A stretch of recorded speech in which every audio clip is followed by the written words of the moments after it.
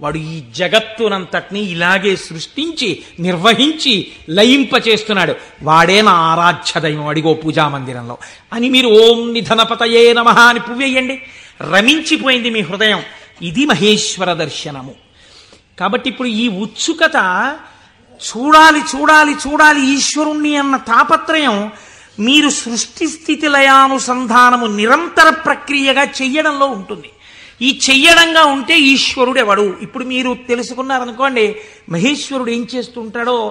ఇది తెలుసుకోవడం వల్ల మీకు ఆనందం కలుగుతుంది. ఇప్పుడు ఆయన సర్వజ్ఞత, తృప్తి, అనాదిబోధ, స్వతంత్రత, నిత్యమలుప్త శక్తి, అనంత శక్తిశ్చ విభోర్విధిజ్ఞా షడాహురంగాని మహేశ్వరస్య అంది శాస్త్రం. ఆయన సర్వజ్ఞత. నేను ఇక్కడ కూర్చునున్నాను అనుకోండి, నేను ఈ సభలో జరుగుతున్న విషయాన్ని పసిగట్టగలను. అసలు అది కూడా ఒక్కొక్కసారి జరగదు. ఎందుచేత అంటే నేను ఒక్కొక్కసారి అడిగినటువంటి ప్రశ్న కొంతమందికి ఈయన నిజంగానే అడుగుతున్నాడా అనిపించవచ్చు. ఎందుచేత అంటే మీరు నిన్నను కోటేశ్వరారు నిన్న ఉపన్యాసానికి వచ్చాను, నిన్న మీరు వచ్చారా అంటే అదేమిటి మీ ఎదురుగుండానే కదండి కూర్చున్నాం అంటారు. నాకు స్ఫురణలోకి వెళ్ళదు. ఎందుకు వెళ్ళదు అంటే నేను ఒక విషయాన్ని ప్రతిపాదన చేస్తున్నప్పుడు నా మనస్సు అసలు ఆ విషయం మీద రమిస్తే కదా అది వాక్కులుగా బయటికి వచ్చేది. నా మనసే రమించలేదనుకోండి, నా మనస్సు లోపల దర్శనం చేయట్లేదనుకోండి, మీకు వాక్కులుగా ఎలా వస్తుంది నా నోటి నుంచి? నా మనస్సు అక్కడ ఉండిపోయినప్పుడు నా కన్నులు ఇలా తిరిగినా ఏవో కళ్ళంలోంచి మనస్సులోకి ఎడతాయి. కానీ ఇవన్నింటినీ మనసు పట్టుకుంటోందని మీరు అనుకుంటున్నారా? పట్టుకోవట్లేదు. ఎందుకంటే ఆ మనసు వేరొక వస్తువుని పట్టుకుని ఉంది. దానికోసం ఉపన్యాసం చెప్పడం, ఇంకో ప్రయోజనం కోసం కాదు. ఇలా కూర్చుంటే కాసేపు పట్టుకుంటుంది ఆ వస్తువునని. కాబట్టి ఇప్పుడు అది పట్టుకుని ఉంది, కాబట్టి ఇది పట్టుకోదు, ఇది వదిలిపెట్టేసింది.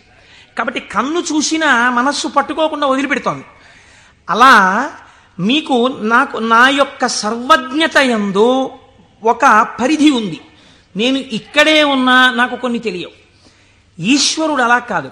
మహేశ్వరుడంటే సమస్త ప్రాణుల యొక్క హృదయగతమైన అభిప్రాయములను కూడా తెలుసుకోగలడు. మీరు బాగా గుర్తుపెట్టుకోండి. మీరు చేస్తున్న పూజని చూసి నేను పూజ చేసుకుంటున్నాను అనుకోండి, ఉదాహరణ, వేరొకరి మీద ఎందుకు పెట్టాలి?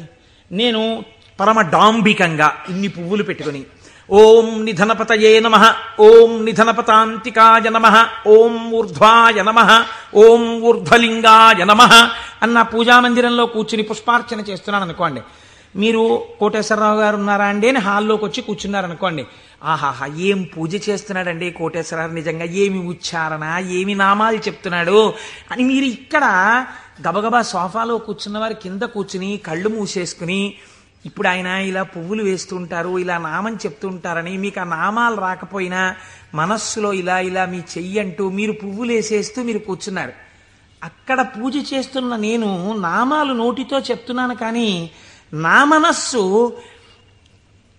రేపు ఉదయం నేను పెళ్లికి వెళ్ళాలి, ఈ పెళ్లికి వెళ్ళినప్పుడు మనం 10ంటికి ఆఫీస్కి వెళ్ళిపోగలమా, లేకపోతే 1 గంట పర్మిషన్ పెట్టి 11 గంటలకు వెళ్ళిపోగలమా, ఒకవేళ వాళ్ళు భోజనానికి ఉండిపోమ్మంటే దీన్ని వంట చేయమని చెప్పడమా, అక్కర్లేదులే భోజనానికి ఎడదామందామా, భోజనానికి ఎడదామంటే ఇది మీరు వచ్చి నన్ను తీసుకెడతారా ఆఫీస్కి అయితే అంటుందేమో. ఇప్పుడు ఎక్కడున్నాను నేను వాళ్ళ ఇంట్లో పెట్టే భోజనం దగ్గర ఉన్నాను. పైకి ఏం చేస్తున్నాను? ఓం నిధనపతయే నమః, ఓం నిధనపతాంతికాయ నమః. నా పూజ వింటున్నవాడు, హాల్లో కూర్చున్నవాడు ఏం చేస్తున్నాడు? ఆయన కోటేశ్వరారు ఎంత బాగా పూజ చేసుకుంటున్నారో అని తను వచ్చిన పని మర్చిపోయి అని తను రమించిపోయి ఇక్కడ ఈశ్వరుణ్ణి చూస్తూ ఆయన పాదాల మీద బొడ్డు మల్లెలు వేసేస్తున్నాడు. ఇప్పుడు పూజ చేసిన ఫలితం ఈశ్వరుడు ఎవరికి వేస్తాడో తెలుసా అండి? హాల్లో కూర్చుని ఆయనకి వేస్తాడు. కోటేశ్వరరావుకి ఏం వేస్తాడో తెలుసా అండి? ఆయన పూజ చేసుకునేటట్టుగా గట్టిగా నామాలు చెప్పిన ఫలితం వేస్తాడు. చూసారా? ఇది సర్వజ్ఞత. ఇది మీకు దొరకదు. మీరేమంటారు? నేను బయటకు వస్తే కోటేశ్వరరావు పూజ చేసుకున్నారంటారు. హృదయగతమైన అభిప్రాయమును పట్టగలిగిన వాడు. అందుకే శివానందలహరిలో శంకరాచార్యుల వారు మాట అన్నారు, వటుర్వా గేహీవా ఇతిరపి జటీవా తదితరో నరోవా యక్కశ్చిద్భవతు భవకింతేన భవతి యదీయం హృత్పద్మం యది భవతధీనం పశుపతేహే తదీయస్త్వం శంభో భవసి భవభారంచ వహసి. నువ్వు వటువా మాకు చెప్పకు. నేను ఉపనయనం చేసుకున్న వటువునండి, ఏం కావాలి మాకైతే? నువ్వు సంధ్యావందనం చేస్తావా, గాయత్రి చేస్తావా చెప్పు. గేహీవా, నేను గృహస్థాశ్రమంలో ఉన్నాను, అయితే ఎవరికి గొప్ప? గేహీవా యతిరపి జటీవా తదితరో, అబ్బో మిగిలిన ఆశ్రమాలు ఏవైతే కానివ్వండి, మాకేమిటి గొప్ప? ఇవి కాదు. నీ మనస్సుని ఈశ్వరుడి పాదముల మీద పెట్టడం నీకొచ్చా? నీకొస్తే చెప్పు. ఈశ్వరుడు నీ వెంట పరిగెడుతున్నాడు, నీ మనస్సు అక్కడ పెట్టడానికి నువ్వు చేస్తున్నటువంటి పరిశ్రమకు పూజ అని పేరు. నీకు అది అలవాటు అవ్వడానికి పూజ చేస్తున్నావు. నువ్వు అది అలవాటైపోతే ఎక్కడున్నా పూజ చేయగలవు, అంటే దాని అర్థం పూజ మానేయమని కాదు. కాబట్టి హృదయగతాభిప్రాయమును పట్టగలిగినటువంటి వాడు, ఇది సర్వజ్ఞత, స్వతంత్రత, ఇవి రెండు ముడిపడి ఉంటాయి ఈశ్వరుడితోటి. అన్నీ చూస్తూ ఉంటాడు. ఏకకాలమునందు సమస్త చరాచర జగత్తులో ఉన్నటువంటి ప్రాణుల యొక్క హృదయాంతర్గత భావములను తాను చూస్తాడు. చూసి ఆ భావముల యొక్క పరిపుష్టి చేత మోక్షాన్ని కూడా అనుగ్రహించేస్తాడు. మీకు పైకి దొరకదు, మీకు ఒక్క నాటికి పైకి చూస్తే దొరకదు. నేను మీకు దీనికి ఒక ఉదాహరణ చెప్తాను. మనం ఇవి వినటం చేతనే పరమశివుడు ప్రసన్నుడవుతాడు. పెరియ పురాణం అని మనకి నాయనార్ల చరిత్ర చెప్తుంది. అందులో శాక్య నాయనార్ అని ఒక నాయనార్. ఆయనకి గొప్ప శివభక్తి తత్పరుడు. కానీ ఆయన ఉన్నటువంటి రోజులు ఎటువంటివంటే, శివుడి గురించి మాట్లాడడం కానీ, శివ అన్న నామం చెప్పడం కానీ, శివార్చన చెయ్యడం కానీ కుదరనటువంటి భయంకరమైన పరిస్థితులలో ఆనాటి రోజులున్నాయి. లోపల పరమభక్తి, శివారాధన చెయ్యాలని. కాంచీపురంలో ఉండేవాడు మహానుభావుడు. శివలింగాన్ని ఒక దాన్ని తీసుకొచ్చి రోడ్డు మీద పెట్టారు ఆ రోజుల్లో. ఈయన కోరిక ఏమిటంటే, మనసులో ఒక్కసారి ఆ శివలింగం దగ్గరికి వెళ్ళి ఇన్ని పువ్వులు పట్టుకొని కాస్త 2 నామాలు చెప్ప శివలింగం మీద పూలు వెయ్యాలని. ఆ రోజుల్లో పరిస్థితి ఏమిటంటే, శివలింగం మీద పూలు ఎవడైనా వేశాడో, శివుడికి నమస్కరించాడో ప్రళయమే. కాబట్టి ఇప్పుడు ఎలా శివ పూజ చేయడం? ఆయన ఏమించుకున్నాడంటే మార్గం, శివార్చన చేయని వాడిలా పైకి కనపడాలి, లోపల శివార్చన చేస్తున్న కోరికకి తీరాలి. అందుకని ఆయన అటుగా వెడుతూ రోజు అన్నం తినే ముందు కళ్ళంబట నీళ్లు పెట్టుకుని, శివ నీ పూజ చెయ్యకుండా ఎలా తిననయ్యా అన్నామని ఆ రోడ్డు మీద ఉన్న శివలింగం దగ్గరికి వెళ్ళి, శివుడివా నువ్వు శివుడివా అనో రాయి తీయడం. ఇంత పెద్ద చామంతి పువ్వు నా చేత్తో పట్టుకున్నాను అనుకుని శివట నిలబడేసేవాడు. లోపల చామంతి పువ్వు వేశాను, శివుడివా అని మళ్ళీ ఇలా తీయడం, శివ అని మళ్ళీ ఇలా ఓ రాయేయడం. ఇంత బొడ్డు మల్లె వేశాను. పరమశివుడి పాదాల మీద ఏం పడ్డాయో తెలుసా అండి? చామంతి పూలు, మల్లెపూలు పడ్డాయి. చూసే వాళ్ళందరూ ఏమనుకున్నారో తెలుసా అండి? వీడు అసలు నిజంగా మన మాట వింటున్నవాడు, చూసావా శివలింగం మీద రాళ్ళు వేస్తున్నాడు వీడు, వీడిని మనం చాలా గౌరవంగా చూడాలనుకున్నాం. లోకానికి అర్థం అవుతుందా, శివుడికి అర్థం అవుతుందా? శివుడికి అర్థం అవుతుంది. ఇది శాక్యనాయనార్ జీవితం, ఇంతే ఆయన పూజ. ఇది ఆర్తిలోంచి వచ్చిన పూజ. ఒకరోజు ఆయన అన్నం తినడానికి కూర్చున్నాడు, భార్య వడ్డించింది. వడ్డిస్తే అన్నం తినబోయాడు. శర్వహ అనో నామం జ్ఞాపకానికి వచ్చింది. ఈ అన్నం నాకు పెట్టినవాడు శంకరుడు, లోపలికెడితే జీర్ణం చేస్తున్నవాడు శంకరుడు, అగ్నిని ఆదేశించి అన్నాన్ని ఉడికేటట్టుగా నా ఇంట పాచకుణ్ణి చేసినవాడు శంకరుడు, నీటిగా ఈ అన్నం ఉడికేటట్టు కలిసినవాడు శంకరుడు. నేను శంకరుణ్ణి, నేను పశువు తిన్నట్టు ఈ అన్నం తినడానికి వచ్చాను. ఇవాళ శివలింగం మీద 4 పువ్వులు వేయడం మర్చిపోయానని అన్నపు పళ్ళెం దగ్గర లేచి భార్యకి చెప్పకుండా పరుగున శివలింగం దగ్గరికి వెళ్ళాడు. పూజ చేయకూడదు, పరిస్థితులు ఎలా ఉన్నాయి? నిలబడి 4 రాళ్ళు తీసి శివుడివా అని మళ్ళీ వేశాడు. వేస్తూ ఇంతకన్నా చెయ్యలేకపోతున్నానయా అని కన్నుల నీరు కార్చాడు. వెంటనే ఈశ్వరుడు ఆయనకి నటరాజమూర్తిగా సాక్షాత్కరించి తనలోకి కలిపేసుకున్నాడు. ఇప్పుడు మీరు చెప్పండి, శాక్యనాయనార్ జీవితంతో మీకేమర్థమవుతోంది? మహేశ్వరుడన్న శబ్దం చేత మీ సంకల్పములను, మీ హృదయ శుద్ధిని, మీ చిత్తశుద్ధిని చూడగలిగినవాడు. ఇది ఆయన స్వతంత్రత. ఇప్పుడు మీరు బాహ్యంలో ఆయన లోపల చేసింది మీకు తెలియదు. అంటే శంకరుడి మీద రాళ్లు వేసినటువంటి వాడికి మోక్షం ఇచ్చినవాడు శంకరుడు అని మీరు సిద్ధాంతం చేశారనుకోండి, మీరు నేను అలా వేస్తే ప్రమాదాలు వస్తాయి. కాబట్టి లోపల ఏ భావనతో ఒక్క రాయి వేసినా దాన్ని భావనకి అనుగుణంగా తీసుకుని ఉద్ధరించి, చాలు చాలు పొంగిపోయాను రా నీ భక్తికని అన్నం విడిచిపెట్టి 4 రాళ్లతో పూజ చేసిన వాడికి మోక్షం ఇచ్చినవాడు. ఇలా చేస్తే మోక్షం ఇవ్వాలని ఏమైనా రూల్ ఉందా? అలా నియమాలేముండవు. ఈశ్వరుడి స్వతంత్రత, ఆయన ఇయ్యగలడు.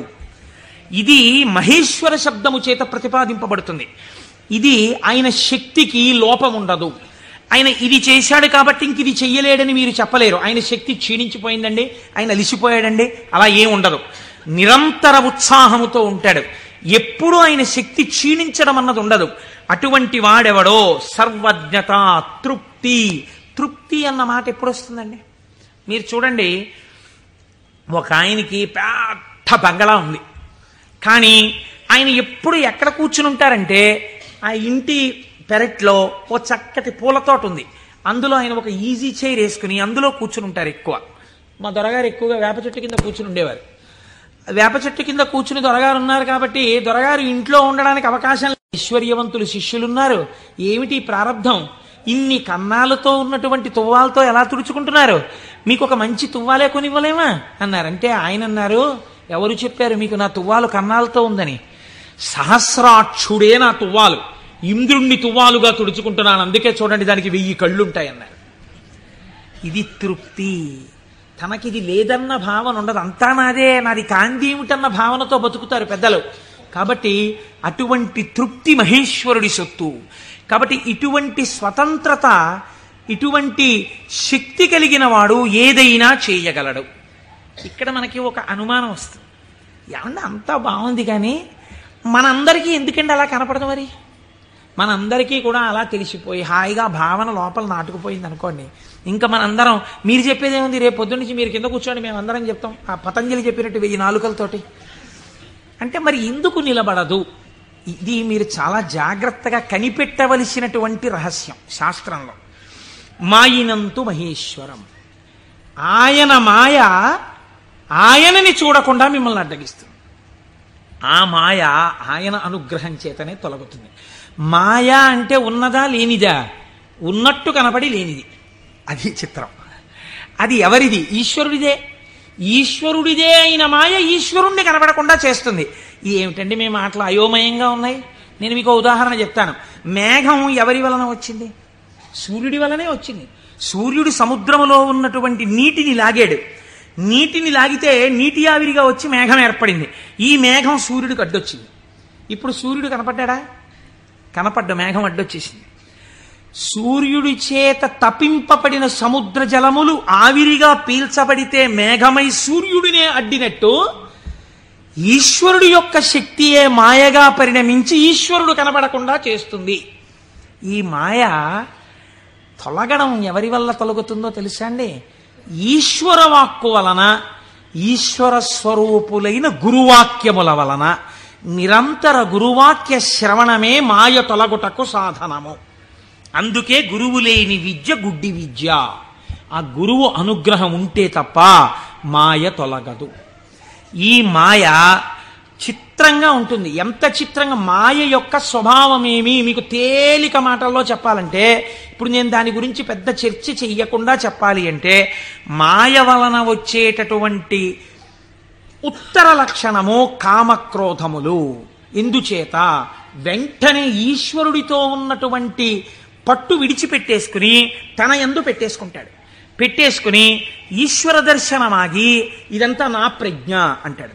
అనగానే మాయ ఏర్పడిపోయిందనమాట. అంతే. ఏర్పడి కామక్రోధములతో కొట్టుమిట్టాడుతుంటాడు. మీరు ఒక్క విషయం, నేను ఇప్పుడు ఒక విషయాన్ని చెప్పబోయే ముందు నేను ఇప్పుడు శివమహాపురాణంలోంచి ఒక ఆఖ్యానాన్ని అనుసంధానం చేయబోతున్నాను. ఇది చెప్పబోయే ముందు నేను ఒక విషయం చెప్పకుండా మొదలు పెడితే ఒక ప్రమాదం ఏర్పడేటటువంటి అవకాశం ఉంది.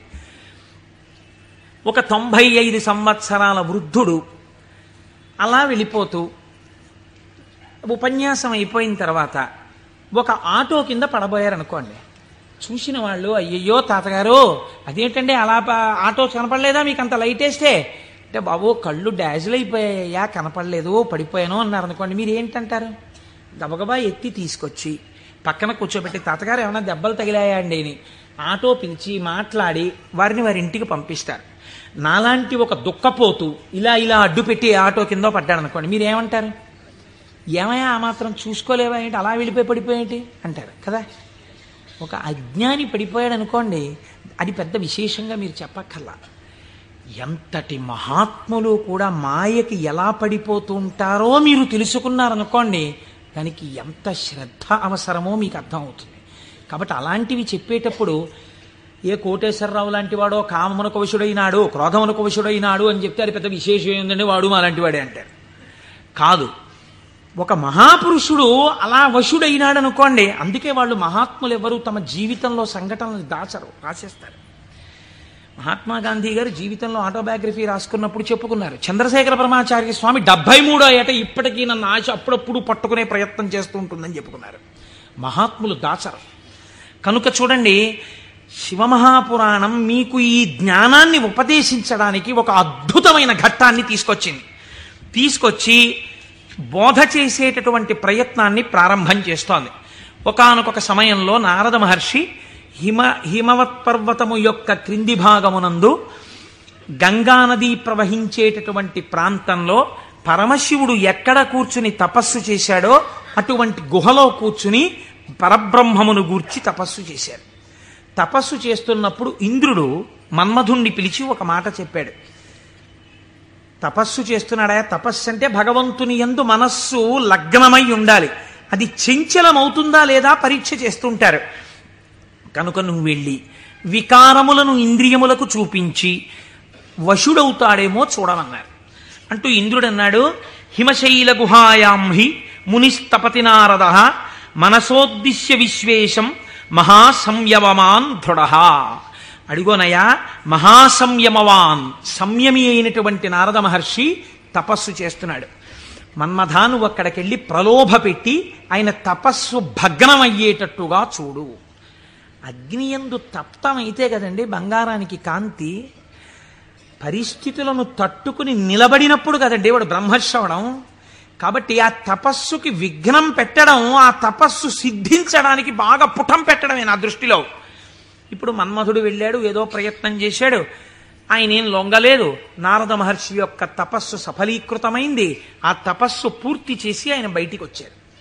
చిత్రం చూడండి, ఇంతసేపు అన్నిటినీ విడిచిపెట్టి ఒక గుహలో కూర్చొని పరబ్రహ్మానుసంధానం చేసి గొప్ప తపస్సు చేసినటువంటి నారద మహర్షి ఎక్కడికి వెళ్ళారు? ఎవరి గురించి తపస్సు చేశారో వారిని సాకారముగా చూడ్డానికి కైలాస పర్వతానికి వెళ్ళారు. వెళ్ళి ఏమని చెప్పాలి? ఈశ్వర, మీ అనుగ్రహం నా చేత తపింపచేసి తపస్సునందు నాకు సాక్షాత్కరించి నాకు జ్ఞానభిక్ష పెట్టారని చెప్పాలి. కానీ ఆయన వెళ్ళి అన్నాడు, ఇది మాయ కమ్మడం అంటే ఎంత గమ్మత్తుగా ఉంటుందో చూడండి. ఈశ్వర, హిమవత్పర్వత ప్రాంతంలో ఉన్నటువంటి గుహలో కూర్చుని నేను తపస్సు చేశాను. మన్మధుడు వచ్చి నా మీద బాణాలు వేసే ప్రయత్నం చేశాడు. కానీ నేను ఆ మన్మథ బాణములను లెక్క పెట్టలేదు. కామమును జయించాను అంటే ఈశ్వరుడు చేసిన పని నేను చేశానని చెప్పుకోవడం సోత్కర్ష. కాబట్టి నేను కామమును జయించి నేను తపస్సు యందు సిద్ధిని పొందాను అన్నాడు. అంటే శంకరుడు నవ్వాడు. ఇక్కడ మీరు శివుడు చెప్పిన మాటని చాలా గట్టిగా పట్టుకోవాలి. ఆయన అన్నాడు, బాగుందయ్యా, చాలా చక్కటి మాట చెప్పావు, చాలా సంతోషం. కాముణ్ణి జయించావా? మాటలా కాముణ్ణి జయించడం అంటే జయించిన వాడికి తెలుస్తుంది, అందుకు కదా నాకు వచ్చి చెప్పావు. నేను సంతోషించాను. కానీ నారదా, నీకొక్కటి చెప్తాను, గుర్తుపెట్టుకో. అయిననొక మాట చెప్పెదా, మానసమున నుంపు దీని మరువకుమెప్పుడున్ మౌనీంద్ర వైకుంఠునితో నుడువకు నీ తపంబు తోరపు సిద్ధిన్. నాకు చెప్పావు కదా నేను కాముణ్ణి గెలిచానని. నీకు అలవాటు కదా వైకుంఠానికి కూడా వెళ్ళి నారాయణ దర్శనం చేస్తావు. ఉన్నది ఒక్కటే పరబ్రహ్మమైన అన్ని రూపాలుగా చూడడంలో నీకు ఆనందం. అక్కడ మాత్రం ఇలా చెప్పకే, నా దగ్గర చెప్తే చెప్పావు అన్నారు. ఏదో ఇలాగే చెప్తాడు ఈ పెద్ద ఆయన, ఏడు పెద్ద పట్టించుకునేది అనుకున్నాడు. గురువుల మాట తిరస్కరించడం అంటే ఇదే. అనుష్ఠానములోకి రాని విద్య, అది శ్రవణమునకు పనికొస్తుంది అంతే. సినిమా కథల ఎందుకది అనుష్ఠానంలో పెట్టినప్పుడు ఎందుకు ఇంకా వేదాంత విద్య? ఇప్పుడు ఆయన బయలుదేరి ఎవరి దగ్గరికి వెళ్ళాడు? ఈయన దగ్గర నుంచి ఆయన దగ్గరికి వెళ్ళేటప్పుడు మధ్యలో తండ్రి గారు సృష్టికర్త దగ్గరికి వెళ్ళాడు. ఎవరు అసలు కాముణ్ణి గెలిచాడో ఆయన దగ్గరికి వెళ్ళి నీతో నేను ఈక్వల్ స్టేటస్ పొందానని చెప్పడం సంతోషం. అందులో ముందు శివుడి దగ్గరికి వెళ్ళాడు, తర్వాత నాన్నగారికి చెప్దాను లేని తండ్రి గారి దగ్గరికి వెళ్ళాడు. ఈ మాట నువ్వు శ్రీమన్నారాయణుడికి చెప్పకేం వైకుంఠంలో అన్నదాన్ని అసలు లక్ష్యమే పెట్టలేదు. అందుకని బ్రహ్మగారి దగ్గరికి వెళ్ళి ఈ మాట అడగలేదు. ఎందుకండి శివుడు ఇలా అన్నాడు అని అడగలేదు. అడగకుండా వెళ్ళి మళ్ళీ ఇదే చెప్పాడు బ్రహ్మగారి దగ్గర.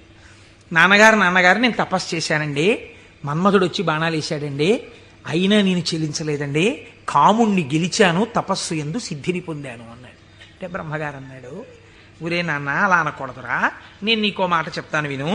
మున్నట శంకరుండు తపముల్ ఒనరించుచున్న మన్మధుండన్నిటలాక్షు గెల్వచని అంతము చెందే తదీయదేవి ఆ పన్నగ భూషణం కొలిచి భర్తననుంగునిగాగనుందే ఆ పుణ్యపు భూమి శాంకర విభూతి జయించితి నీవు కాముని. నువ్వు ఎక్కడ కూర్చుని తపస్సు చేశావో అక్కడ ఇతపూర్వం పరమశివుడు కూర్చుని తపస్సు చేశాడు. అక్కడికి మన్మధుడు వస్తే ఆయన తన మూడవ కంటి మంట చేత మన్మధుణ్ణి కాల్చేశాడు. మన్మధుడు బూడిదైపోయాడు. రతీదేవి ప్రార్థిస్తే వేరొక రూపంతో నీ భర్త నీకు కనపడతాడని వరం ఇచ్చాడు. ఆ ప్రాంతంలో మన్మథ బాణములు పనిచెయ్యకపోవడానికి కారణం ఇతపూర్వం శంకరుడు తపస్సు చేయడం. అక్కడికెళ్ళి కూర్చుని నువ్వు తపస్సు చేసి నేను గెలిచానంటావేమిటి? అలా చెప్పకూడదు, తప్పది. అందుకని నేను కాముణ్ణి గెలిచాననుకో, నువ్వు కాముణ్ణి గెలవడానికి కారణము ఇతపూర్వం ఈశ్వరుడు అక్కడ తపించుట.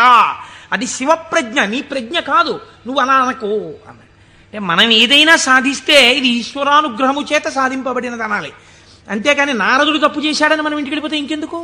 ఆయనకి తీర్పు చెప్పడానికి మనం అక్కర్లేదు. మనం కూడా ఏదైనా సాధించినప్పుడు ఇది ఈశ్వరానుగ్రహముతో సాధింపబడినది అన్నమాట మాత్రమే వాడాలి తప్ప మన యందు నిక్షేపించుకోకూడదని. బ్రహ్మగారు ఈ మాట చెప్తే ఏమిటో నాన్నగారు కూడా ఇలాంటి మాటలన్నీ చెప్తారు. శంకరుడు తపస్సు చేస్తే మాత్రం నా మీద బాణాలు ఇస్తే నేను తట్టుకున్నానా లేదా? ఆయన చెప్పద్దని చెప్పాడు, విష్ణుమూర్తికి చెప్పకి ఈ మాట అన్నాడు. ఎందుకని మీరు బాగా గుర్తించాలి. శాంభవీ మాయ, వైష్ణవ మాయ అని రెండు మాటలు వాడతారు. పరమశివుడి భార్యగా శాంభవి ఏ మాయ స్వరూపంలో ఉంటుందో అదే వైష్ణవ మాయగా ఉంటుంది పురుష స్వరూపంతో ఉంటే. నువ్వు ఈ మాటలు చెప్తే నీకు బాగా అనుభవంలోకి వచ్చేటట్టు ఒకసారి దింపి పైకెత్తుతాడు, బాగా అనుభవంలోకి వస్తుంది, కొత్త కథ వస్తుంది. ఎందుకు వచ్చింది అక్కడ చెప్పకని చెప్పాడు ఆయన. పెద్ద బుద్ధితో చెప్పాడు, వినాలి కదా ఆయన. ఆయనకి మాయలో దిగి ఓసారి తొట్టుపడ్డమే బాగా నచ్చింది. మన బుద్ధి నారదుడి మీద పెట్టి చెప్పకూడదు, ఆయన మహానుభావుడు. నారదుడంటేనే జ్ఞానం, అంతటి వాడికి తప్పలేదు మాయ.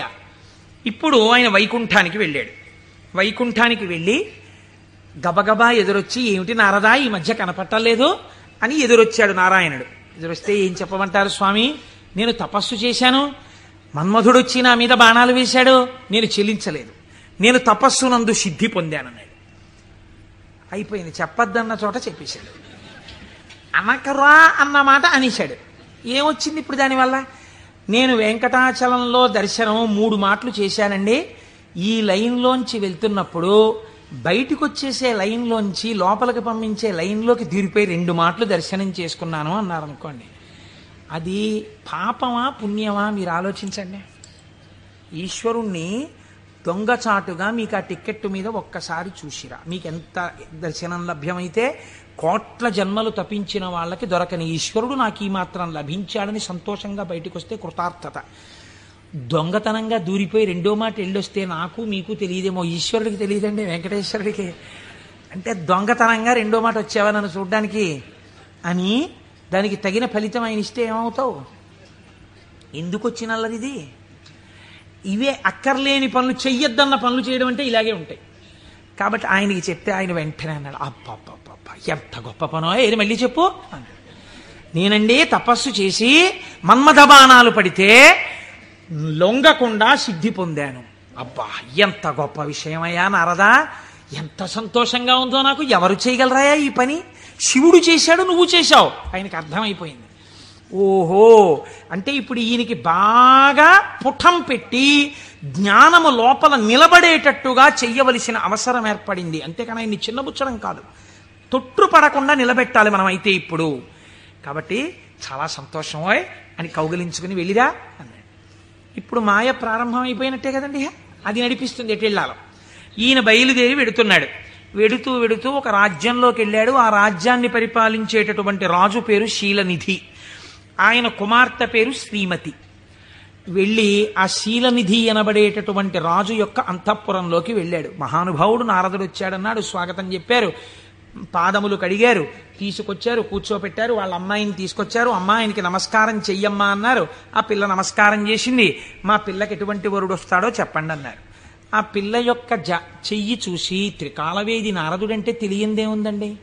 ఆయన అన్నాడు, లక్ష్మీదేవికి భర్త ఎవడో, ఎవడు సర్వవ్యాపకుడో, ఎవడు నిరంతరము లోకము చేత పూజింపబడుతుంటాడో, ఎవడు మహానుభావుడో అటువంటి శ్రీ మహావిష్ణువుకు ఈమె ఇల్లాలవుతుంది అన్నాడు. అక్కడ వరకు బాగా చెప్పాడు. కానీ ఆమెని చూడగానే కామాన్ని కదా గెలిచానన్నాడు. ఈవిడ నా ఇల్లాలైతే ఎంత బాగున్నో అనిపించింది. కానీ ఆవిడ జాతకంలో ఏముంది? శ్రీ మహావిష్ణువు భర్త అవుతారని ఉంది. ఈ అమ్మాయికి పెళ్లి ఎలా చేద్దాం అనుకుంటున్నావు అని అడిగాడు. రేపు స్వయంవరం పెట్టామండి, స్వయంవరంలో ఈమె వరమాల వేస్తుంది అంటే విష్ణువు సాకారుడై వస్తాడు ఈ సభలోకి. ఇప్పుడు మళ్ళీ వెనక్కి తిరిగి వైకుంఠానికి వెళ్ళాడు. వెళ్ళి, అయ్యా ఎవరికైనా చెప్పుకుంటే కొంచెం సిగ్గుచేటుగా ఉంటుంది, నా మనస్సు ఆ శ్రీమతిని పెళ్లి చేసుకోవాలి అని ఉవ్విళ్ళు ఉరిపోతోంది, ఆమె నాకు దక్కకపోతే మన్మథబాణముల చేత చచ్చిపోతాను. ఎవరండి ఇంతకు ముందు వచ్చి చెప్పినప్పుడు ఏం చెప్పాడు? మన్మథబాణములను గెలిచి తపస్సునందు సిద్ధి పొందానని చెప్పినవాడు వెనక్కి తిరిగి వెంటనే వచ్చి చెప్తున్నాడు ఇది మాయా అంటే. చూడండి, ఆమె నా ఇల్లాలు కాకపోతే నేను మన్మథబాణములకు చచ్చిపోతాను, నన్ను బతికించవయ్యా, నేను బతకాలంటే నీ రూపం నాకు రావాలి, నీ రూపం నాకు వస్తే ఆమె నా మెళ్ళలో మాల వేస్తుంది, అప్పుడు పెళ్లి చేసుకుంటాను, అందుకని నీ రూపం నాకు ఇవ్వా అని అడిగాడు. అడిగితే ఆయన మహానుభావుడు శ్రీ మహావిష్ణువు, ఆయన ఎంత చమత్కారం చేశాడో చూడండి. హరియొసగెన్మునిక మనోహరమగు తన మేని రూపు నర్రు వరుకు బైహరి శిరసున్ కూరిచే, ఇది అరయక ముని కూరుచుండె అచట మురియుచున్. హరి శరీరాన్ని ఇచ్చాడు, హరిశిరస్సుని ఇచ్చాడు. హరి అంటే రెండు అర్థాలు. హరి అంటే పాపములను హరించే శ్రీ మహావిష్ణువు, హరి అంటే కోతి. హరి శరీరాన్ని కింద వరకు ఇచ్చాడు, కోతి తలకాయని పైనిచ్చాడు. నువ్వు హరి రూపాన్ని కదా అడిగావు, హరి రూపాన్ని ఇచ్చానన్నాడు. మాట తప్పనట్టు. ఆయన ఎంత తెలివైన వాడో చూడండి. ఈయనకేం కనపడుతుంది? ఇలా చూసుకున్నాడు. శ్రీ మహావిష్ణువు చేతులు, శ్రీ మహావిష్ణువు రంగు, శ్రీ మహావిష్ణువు కౌస్తుభం, ఆ వనమాల, ఆ పట్టుపంచ, ఆ కుర్చీళ్ళు అన్ని శ్రీ మహావిష్ణువు. తన ముఖం తనకు కనపడదుగా. అద్దంలో చూసుకోవడానికి శ్రీమతి దగ్గరికి వెళ్ళిపోవాలి ముందు, స్వయంవరం అయిపోతే. అందుకని గబగబా వెళ్ళిపోయాడు. వెళ్ళిపోయి ఆ స్వయంవరంలో ఒక ఆసనం మీద కూర్చున్నాడు. ఇద్దరు రుద్రపార్షదులు అటు ఇటు కూర్చున్నారు. వాళ్ళు అన్నారు, వీడు ఎవడరా శ్రీ మహావిష్ణువులా పంచకట్టుకున్నాడు, మాలలు వేసుకున్నాడు, ఇటు ఆ కౌస్తుభం పెట్టుకున్నట్టు అలా పెట్టుకున్నాడు, ఆ వనమాల వేసుకున్నట్టు వేసుకున్నాడు, పైన కోతి మొహం, వీడిని ఎవరు పెళ్లి చేసి ఎలా శ్రీమతి మాల వేస్తుంది, ఇటు ఇలా వచ్చాడేమిటి అంటున్నారు. ఆయనకి ఎంతసేపు యావని వినిపిస్తోందంటే నా మెళ్ళో మాల వేసేస్తుందని కుళ్ళిపోయి వీళ్ళు ఇలా అనుకుంటున్నాడు. ఆ శ్రీమతి దండ పట్టుకుని దగ్గరికి వచ్చింది. తీరా దండ పట్టుకుని దగ్గరికి వచ్చేటప్పటికి కాళిదాస మహాకవి వర్ణిస్తారులేండి, ఆ ఇందుమతీదేవి దండ పట్టుకుని ఎవరి దగ్గరికి వెడితే వాళ్ళకి పగటిపూటలా అనిపించింది. ఎందుకంటే ఆవిడ యొక్క వెలుతురులో వాళ్ళు ప్రకాశించారు. ఆ తర్వాత కొంచెం ముందుకెళ్ళేటప్పటికి ఆవిడ వెళ్ళిపోయింది, వీళ్ళు చీకట్లో ఉండిపోయేవారు. నాకు కొన్ని ఆశ్చర్యంగా ఉంటాయి. నేను ఇంట్లోకి వెళ్ళేటప్పటికి కరెంటు పై చీకటిగా ఉంది. మా అమ్మాయి ఒక ఛార్జింగ్ లైట్ పట్టుకుని వచ్చి ఆ వెలుతురులో, నాన్నగారండి మిమ్మల్ని నేను వెలుతురులోకి తీసుకొస్తున్నాను అంది. చాలా గొప్ప మాట అమ్మా అన్నాను. అంటే ద్వంద్వార్థములతో మాట్లాడింది. చాలా సంతోషం తల్లి, పోన్లే నా కూతురి చేత నేను వెలుగులోకి వచ్చినా చాలా గొప్పవాడినే కదా.